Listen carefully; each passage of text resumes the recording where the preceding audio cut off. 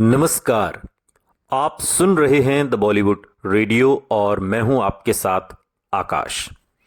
दोस्तों, आज के इस पॉडकास्ट में किस्सा राजेश खन्ना की वसीयत का है। राजेश खन्ना द सुपरस्टार, 1,000 करोड़ के मालिक।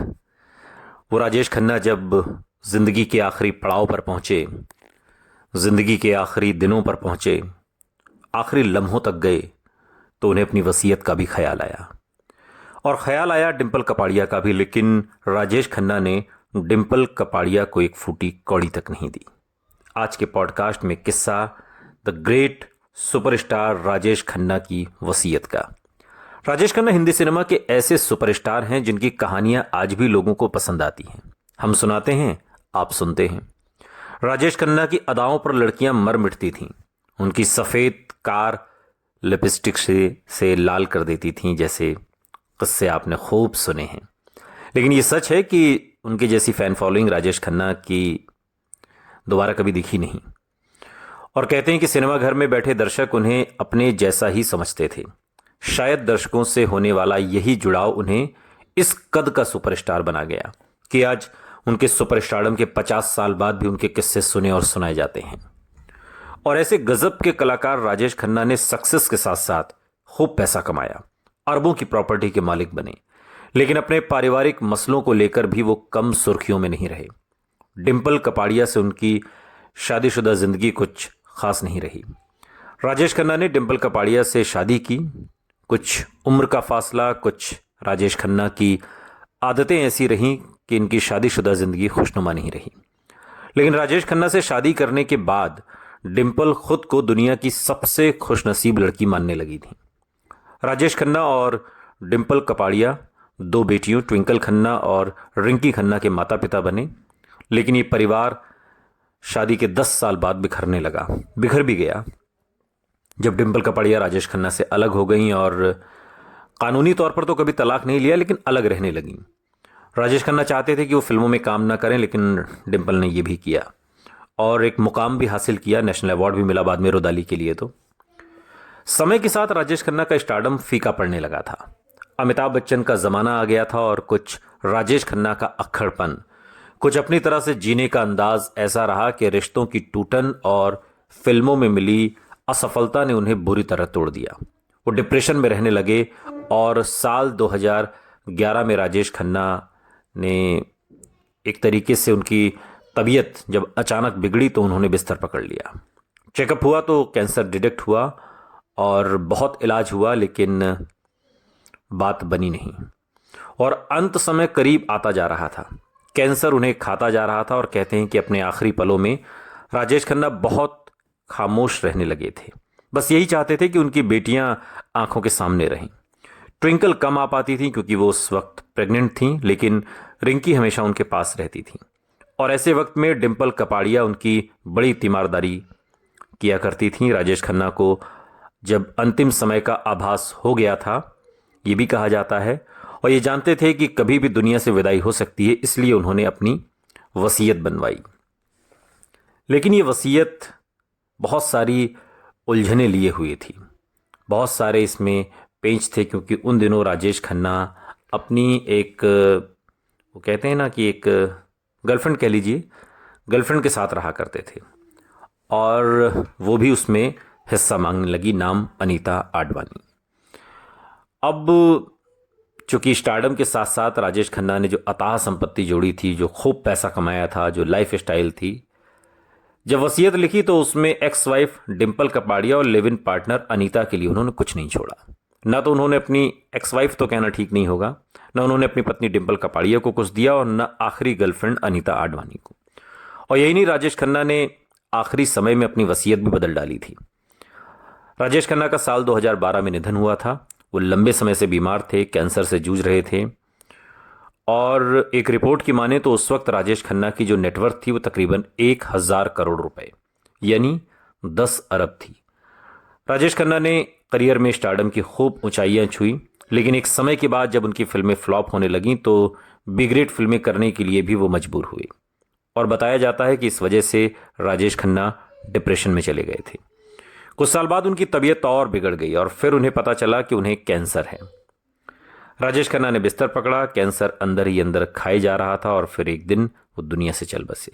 लेकिन आखिरी समय में उन्होंने जब अपनी वसीयत बदली तो पहले तो डिंपल कपाड़िया का नाम था, लेकिन बाद में डिंपल कपाड़िया को एक फूटी कौड़ी नहीं थी।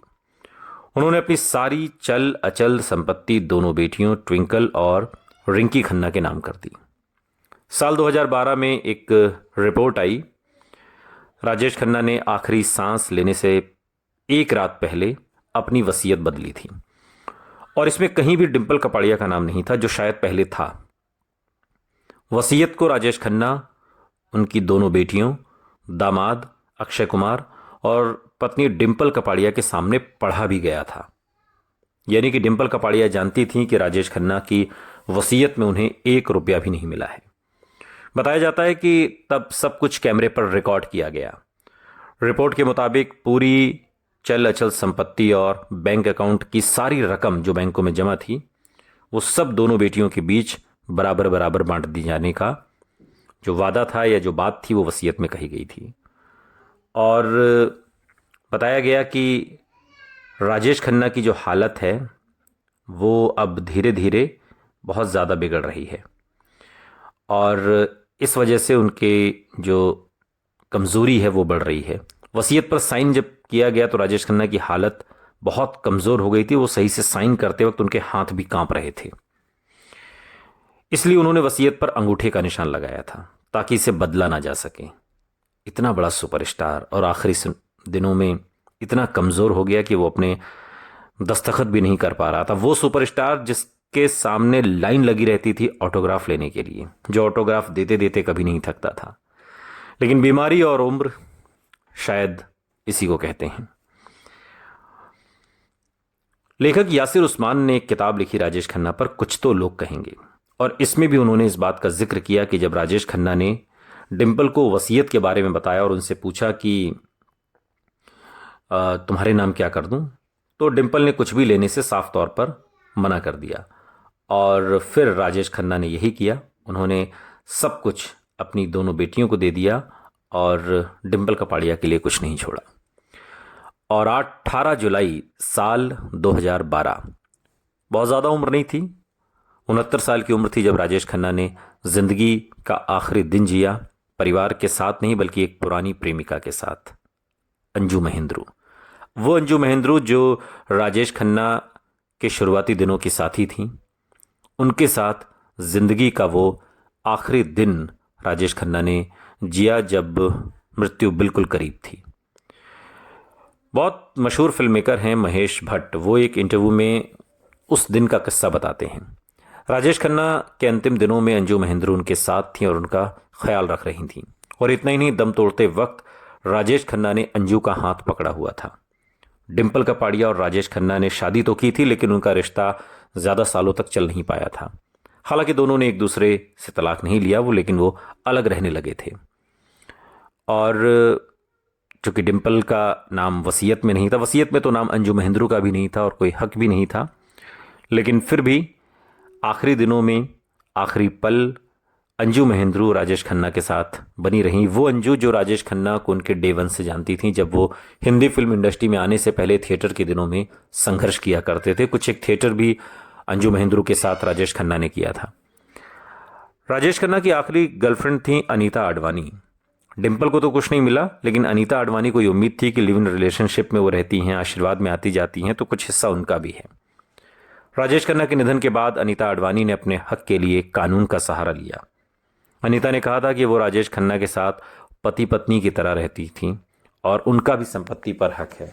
एक इंटरव्यू में तो अनीता आडवाणी ने यहाँ तक कहा कि मैं राजेश खन्ना की सरोगेट वाइफ हूँ, और इस बात को लेकर काफ़ी हंगामा हुआ था। बाद में अनीता आडवाणी को बिग बॉस में भी बुलाया गया था और इस तरीके से राजेश खन्ना की ये पूरी वसीयत लिखी गई उनके अंगूठे के निशान के साथ कि सब कुछ दोनों बेटियों का है और किसी का नहीं। सुनते रहिए द बॉलीवुड रेडियो, सुनता है सारा इंडिया।